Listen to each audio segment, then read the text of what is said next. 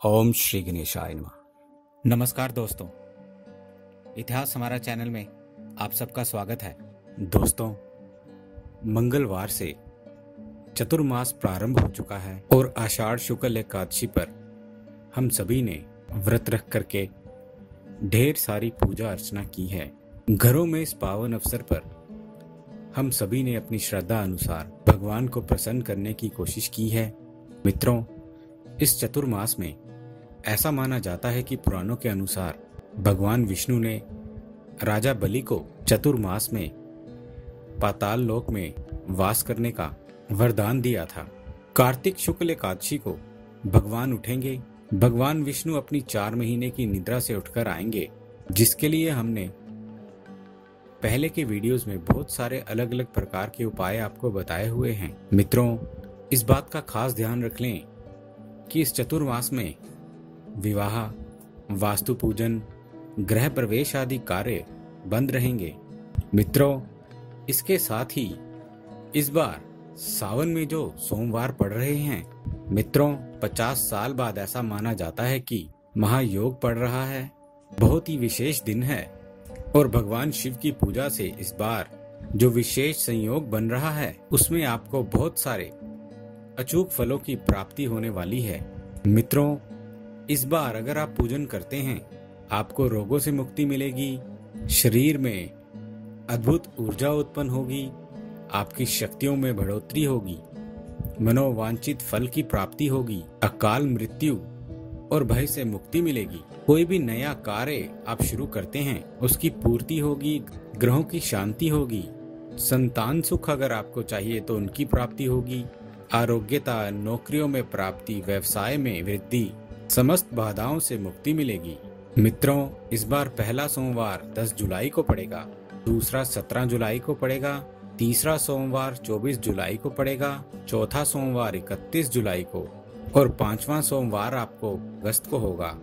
मित्रों, बहुत ही विशेष सोमवार आने वाले हैं। ये व्रत हमसे छूटना नहीं चाहिए। इस बार भगवान शिव के प्रिय मास सावन में 50 साल के बाद ऐसा संयोग बन रहा है। खास बात तो ये है मित्रों कि सोमवार से इस माह की शुरुआत हो रही है और समापन भी सोमवार को ही हो रहा है। काफी शुभ फलदायक है। 10 जुलाई से सावन की शुरुआत होगी मित्रों। 9 जुलाई को गुरु पूर्णिमा का अवसर है।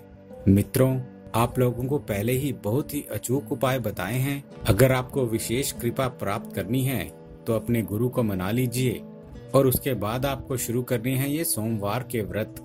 और 7 अगस्त को रक्षाबंधन रहेगा, यानी कि सावन पूर्णिमा है। मित्रों, काफी सालों बाद इस बार सावन में 5 सोमवार आ रहे हैं। खास बात तो ये है, वैदिकी योग के साथ सावन का सोमवार प्रारंभ हो रहा है और आयुष्मान योग के साथ इस मास की समाप्ति हो रही है। तो जो लोग इस माह को व्रत को करेंगे, खासकर जो लोग सोमवार को करेंगे, सोमवार का व्रत करेंगे, उनकी दीर्घायु होगी और निरोगी काया होने वाली है। सोमवार, सावन मास, वैदिकी योग और आयुष्मान योग सभी के मालिक स्वतः शिव हैं और इसलिए इस बार का सावन बहुत ही खास है। दोस्तों, पुराणों के अनुसार भगवान भोले शंकर शिव बाबा की पूजा की जाती है, बाबा भोलेनाथ की पूजा की जाती है, उनका अभिषेक किया जाता है, शिव स्तुति की जाती है, मंत्र जप का खास महत्व होता है। खासकर सोमवार के दिन भगवान महादेव की आराधना से शिव और शक्ति दोनों प्रसन्न होते हैं। शक्ति हमारी माँ दुर्गा होती है मित्रों, और इनकी कृपा से दैविक और भौतिक कष्टों से मुक्ति मिलती है। निर्धन को धन और धन की प्राप्ति होती है, निसंतान संतान की प्राप्ति होगी और कुंवारी कन्याएं इस व्रत को करेंगी, उनको मनचाहा वर मिलेगा। मित्रों, हो सके तो ये वीडियो आपको सबको शेयर करना है। जो लोग शादी विवाह करना चाहते हैं, जिनकी संतान नहीं है और वो चाहते हैं कि संतान की प्राप्ति हो, और उन सभी लोगों से ध्यान से आप इस वीडियो को शेयर करना ना भूलें। भगवान भोलेनाथ की पूजा से इस बार सावन माह में भाग्य पलट सकता है। बहुत ही साधारण सी पूजा है भगवान भोले शंकर की। अगर आप उनको 1 लोटा जल भी चढ़ा दें तो वह प्रसन्न हो जाते हैं। और मित्रों, अगर आप सावन में सोमवार को ये उपाय कर लेंगे, इसका तो बस महत्व कुछ कहने लायक बचता ही नहीं है। और जो भी आपकी मनोकामना होगी, जो भी आप मनचाहे फल की प्राप्ति करना चाहेंगे, हर सोमवार को 5 के 5 सोमवार आपको नियम पूर्वक अलग अलग मंत्रों से पूजा करनी है, जो मैं आपको बता दे रहा हूँ। मित्रों, पहले सोमवार को आपको महामायाधारी की पूजा करनी है। सावन के पहले सोमवार को महामायाधारी भगवान शिव की आराधना की जाती है। पूजा क्रिया के बाद शिव भक्तों को ओम लक्ष्मी प्रदाय ऋण मोचने देहि देहि शिवाय नमः का मंत्र 11 माला का आपको जप करना है। इस मंत्र के जप से लक्ष्मी की प्राप्ति, व्यापार में वृद्धि और ऋण से मुक्ति मिलती है। मित्रों, जो दूसरा सोमवार आएगा उस दिन आपको महाकालेश्वर की पूजा करनी है। महाकालेश्वर शिव की विशेष पूजा करने का विधान है। पंचामृत से स्नान कराने के बाद श्रद्धालुओं को ओम महाशिवाय वरदाय हिन एन काम्य सिद्धि रुद्राय नमः इस मंत्र का रुद्राक्ष की माला से कम 11 बार जप करना है। महाकालेश्वर की पूजा से सुखी गृहस्थ जीवन, पारिवारिक कलह से, पितृ दोष और तांत्रिक दोष से मुक्ति मिलती है। मित्रों, तीसरे सोमवार को अर्धनारेश्वर की पूजा करनी है आपको। और सावन के तीसरे सोमवार को अगर आप अर्धनारेश्वर शिव की आराधना करते हैं, इनको खुश करने के लिए एक छोटा सा मंत्र जाप कर लेंगे, और वो है ओम महादेवाय सर्व सिद्धि देहि देहि कामेश्वराय नमः। इस मंत्र का 11 माला जप करना है दोस्तों। श्रेष्ठ माना गया है। इनकी विशेष पूजा से अखंड सौभाग्य, पूर्ण आयु, संतान प्राप्ति, संतान की सुरक्षा, कन्या विवाह, अकाल मृत्यु निवारण और अकस्मात धन की प्राप्ति होती है। मित्रों, और चौथे सोमवार को हम मनाते हैं तंत्रेश्वर शिव को। उनकी आराधना करने का विधान है। चौथे सोमवार को तंत्रेश्वर शिव की विशेष पूजा करनी है। उसी प्रकार से पंचामृत से उनका अभिषेक करें और इस दिन कुश के आसन पर बैठकर ओम रुद्राय शत्रु संहाराय क्लीन कार्य सिद्धाय महादेवाय फट इस मंत्र का आपको 11 माला का जप करना है। मित्रों, तंत्रेश्वर शिव की अगर कृपा आपको प्राप्त हो गई तो आपकी समस्त बाधाओं का नाश हो जाएगा, अकाल मृत्यु से आपकी रक्षा हो जाएगी, रोग से मुक्ति होगी और सुख समृद्धि की प्राप्ति होगी। मित्रों, इसके साथ ही मैं आपको छोटे छोटे उपाय बताता हूँ। ऐसे तो भगवान शिव को आप थोड़ा सा बेल पत्र चढ़ा दीजिए, सबसे प्रिय उनको बेल पत्र होता है।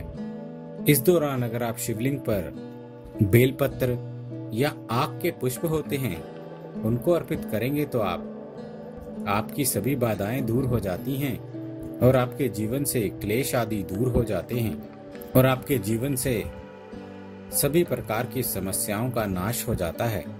मित्रों, भगवान शिव को प्रसन्न करना बहुत ही आसान है। तंत्र शास्त्र के अनुसार यदि आप भगवान शिव को प्रसन्न करने के लिए छोटे छोटे टोटके कर लेते हैं तो उससे बहुत ही जल्दी शुभ फल की प्राप्ति होती है और आपके जीवन में आप खुशहाली को प्राप्त कर सकते हैं। ऐसा माना जाता है कि भगवान शिव को सिर्फ एक मुट्ठी चावल चढ़ाने से असीम धन की प्राप्ति होती है। बहुत ही भोले भाले हैं भगवान शिव। यदि कोई भक्त सच्ची श्रद्धा से उनको सिर्फ एक लोटा भी पानी अर्जित करे तो वह प्रसन्न हो जाते हैं। मित्रों, उपाय इतने सरल हैं कि इनको आप बहुत ही आसानी से कर सकते हैं। मित्रों, आग के फूल ना चढ़ा सकें तो आप प्रतिदिन सुबह की पूजा में 21 बेल पत्र ले लें और उस पर चंदन से ओम नमः शिवाय ऐसा लिख करके शिवलिंग पर चढ़ाएं। ऐसा माना जाता है कि आपकी सभी मनोकामनाएं 1 महीने के अंदर अंदर पूरी होने की आसार नजर आने लगते हैं।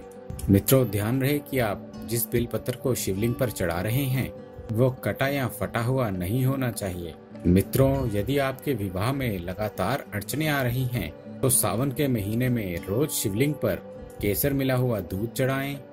इससे जल्द ही शादी के योग बनते हैं। यदि आप किसी से प्यार करते हैं और आपकी शादी कराने के लिए घर वाले तैयार नहीं हैं, अड़चने आ रही हैं, लेकिन ध्यान रखें दोस्तों कि सिर्फ कुंवारे लोग ही इस उपाय को करें। वह लगातार 40 दिन तक शिवलिंग पर इत्र अर्पित करें।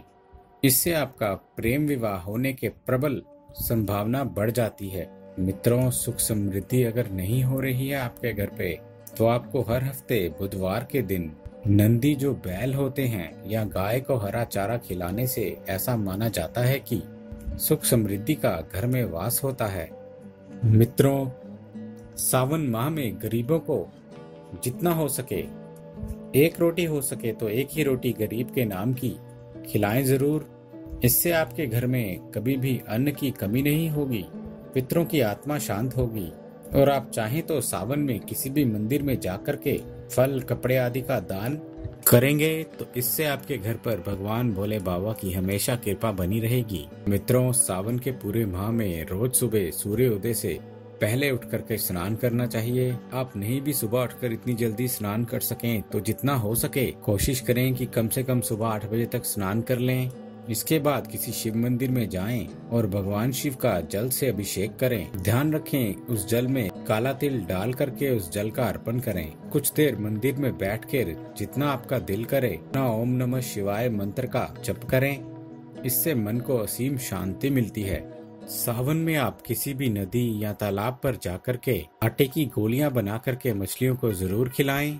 जब तक ये काम करें, मन ही मन में भगवान शिव का ध्यान करें। धन प्राप्ति का सबसे सरल उपाय है ये। इससे आपके दुश्मनों का तो नाश होगा ही, साथ ही आपको नौकरी और व्यवसाय में भी उन्नति मिलेगी। मित्रों, ये छोटे छोटे सरल से उपाय बताए हैं। दोस्तों, इसके अलावा सावन के महीने में भगवान भोलेनाथ का रुद्राभिषेक कराने का एक अलग ही महत्व है, विशेष महत्व है। आप चाहें तो गन्ने के रस से अभिषेक कराएं, आप चाहें तो शहद से कराएं, चीनी से कराएं, जल से करें, बारिश के जल से करें। किसी भी चीज से आप अपने परिवार सहित किसी मंदिर में जाकर के रुद्राभिषेक कराएं। मित्रों, इससे भोलेनाथ तो प्रसन्न होंगे ही, उनकी कृपा भी आप पर सदा बनी रहेगी। उम्मीद है दोस्तों, आपको हमारे द्वारा दी गई ये जानकारी अच्छी लगी होगी। यदि आपको हमारे द्वारा दी गई ये जानकारी अच्छी लगी है तो कृपया हमारा चैनल सब्सक्राइब करें, हमारे इस वीडियो को लाइक करें और हाँ, शेयर करना ना भूलें। दोस्तों, हमें आपके सुझावों का भी इंतज़ार रहेगा, इसलिए प्लीज़ अपने कमेंट्स हमारे साथ शेयर करें।